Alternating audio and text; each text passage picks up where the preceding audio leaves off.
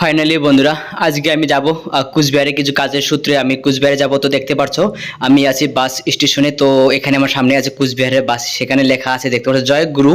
এই বাসে করে আমি যাব। তো আমাদের টিকিট করা হয়ে গেছে, আমি ধীরে ধীরে যাচ্ছি বাসের দিকে। তো ভিতরের দিকে উঠলাম, কেননা আমাদের টাইম যেহেতু আছে আমরা এখন ভিতরে উঠে গেলাম। তো ভিডিওটা দেখুন, টাইম হয়ে গেছে 12টা, আমাদের 12:30 গাড়িটা থাকবে, ঠিক আছে।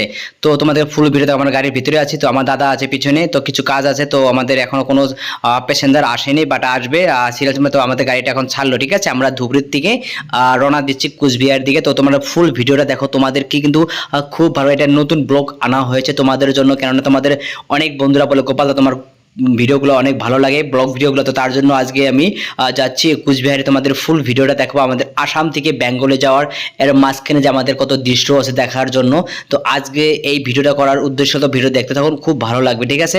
আমি এখন বাসে আছি, দেখতে পাচ্ছি সামনে আছে ট্রেন লাইন। তো আমরা কিছু দূর গেলে আমরা দেখতে পারবো গরিপুর, ঠিক আছে।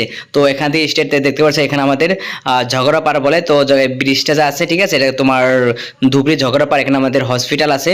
তো গেটটা পেয়ে গেলাম। তো গেটটা পার হলে আমরা অলরেডি চলে যাব তোমার গরিপুরের দিকে, ঠিক আছে।